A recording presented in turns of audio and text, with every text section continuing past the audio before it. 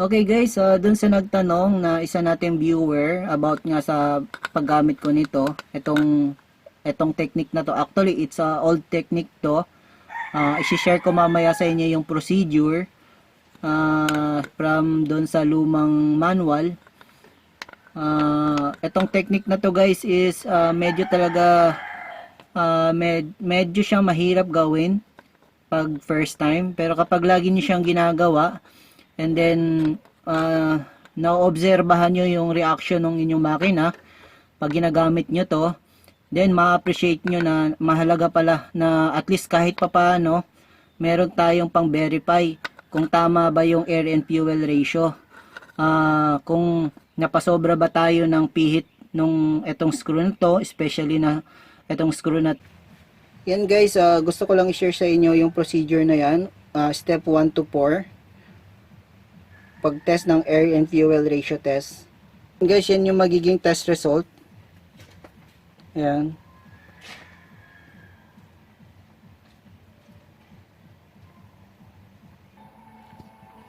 Ayan guys, tinanggal natin muna temporarily yung ating PCB. So, tinakpan natin yan. Linagyan natin siya ng screw, din linagyan natin siya ng rubber para hindi makahigop ng air papunta dun sa ating intake manifold. At saka tapos ito din guys, yung papunta sa ating brake booster or hydrovac. So ayan, ito yung ating intake manifold. So para lang sigurado na pag pinerform natin yung air and fuel ratio test, wala tayong any vacuum leak. Guys, sa pag-a-adjust or sa pag-tune ng ating carburetor, dapat nasa normal engine temperature tayo. Ayan. Tapos, verify natin yung kanyang vacuum. Vacuum is nasa range ng green zone. Okay? Tapos, dahan-dahan lang. I-choke mo lang siya. Ayan. Ayan. So, yung hangin guys, dito na yan dadaan. Tapos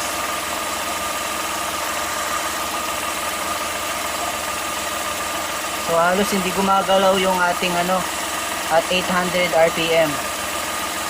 Ganun konti.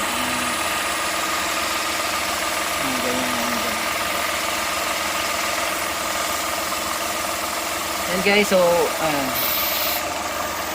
ayan. So itong carburetor na to ay nasa tamang set ng air and fuel ratio sa 800 RPM. So, ayan, dahan-dahan lang. Guys. Ayan. Ayan. Kasi ito na yung maliit na butas. So, ideally, dapat hindi bababa or hindi tataas yung ating RPM. So, in that case, yung air and fuel ratio natin tama. Okay, at 800 RPM. Tapos, yan na. Ngayon guys, gagawin natin siyang rich mixture. So, i-adjust natin to. Ito yung screw na to. Ayan.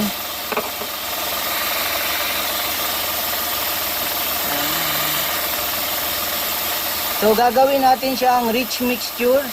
Itong screw na yan, pipihitin natin clockwise para mag-open yung throttle plate.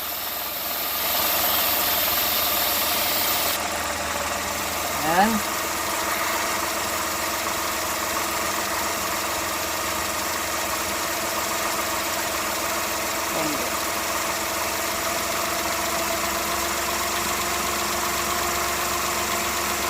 Yan, pinihit lang natin ng konti.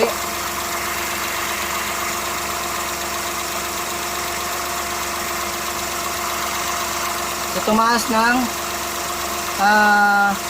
900 yung ating RPM.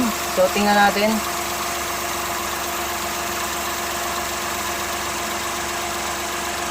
Dahan-dahan lang para hindi mamatay yung makina. Ayun. Bumaba yung ating mayroong konting reaction. Ayan. Bumaba yung ating RPM. Ayan.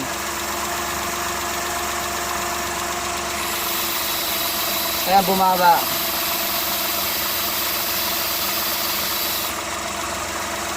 So, ito yung malaking butas. Tapos, dahan-dahan. Ito na yung maliit na butas. Ayan. Diyan na pumapasok yung hangin. Ayan. So, bumababa yung ating RPM. At 8. Ayan. Ayan. So, nakikita nyo yung pagbabago ng tunog ng ating makina.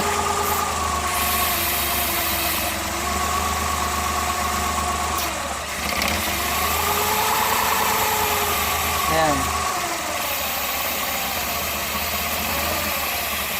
Ito, vacuum leak natin. Ayan, may vacuum leak.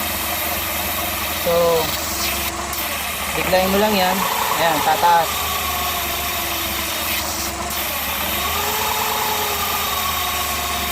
Pero kung ayan. Ayan. Kapag pag walang vacuum leak, tapos inano mo to, binigla mo lang to konti, mamamatay yung makina. So, ito yung ating sa intake manifold na vacuum. So, kung nakaganito at may vacuum leak, tapos hindi namatay yung makina, and then kapag bibiglayin nyo tong itong butas na to, yung maliit, takpan nyo lang ng bigla. So, tataas yung ating RPM. So, indication niya na mayroon tayong vacuum leak. Ngayon, kung ganito naman, tapos takpan nyo to, walang vacuum leak, tapos pindutin nyo yung ating itong maliit na butas na to, ang mangyayari, mamamatay yung makina. Ayan. Ayan guys, so dito tayo nag-create ng vacuum leak dito sa ating intake manifold vacuum port. Ayan. So, ganyan guys.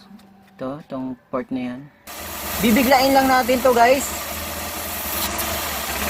Ayan. Tumaas yung tunog ng ating makina. Pumino siya ng konti. So, ibig sabihin, merong vacuum leak. Ayan. Hindi siya namatay. Pero kapag tinakpan natin to, ayan. So, para lang hindi tayo mamatayan.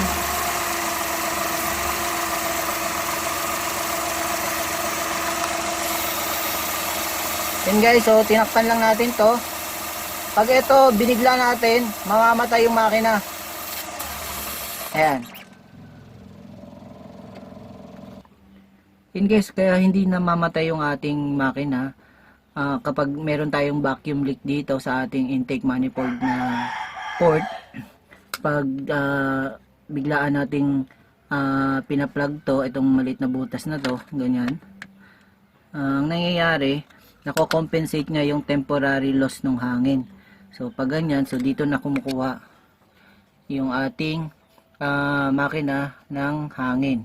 Ayan, dito.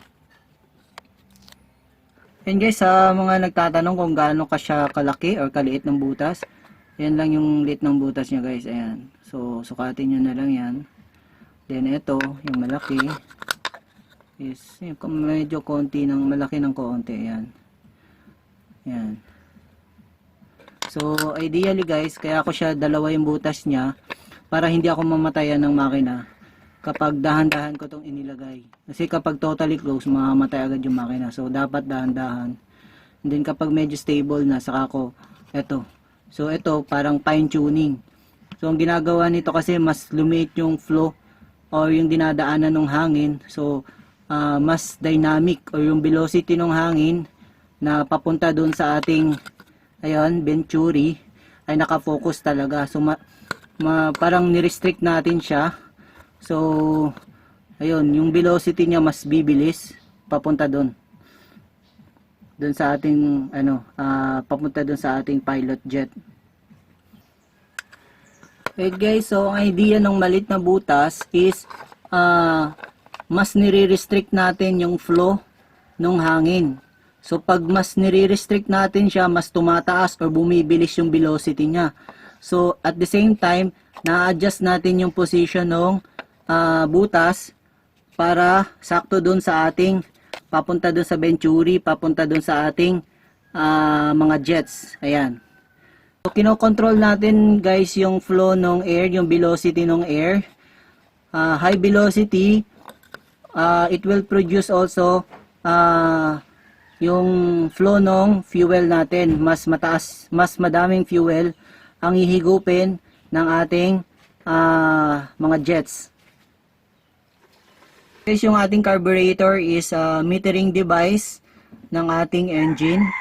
So yung ating engine is malaking pump na humihigop ng air. So yung air mini-measure ng ating carburetor, and then based from the velocity ng air, kinakalculate niya na mechanically yung lalabas na fuel based doon sa design ng mga jets, sa butas ng mga jets natin. Ayan.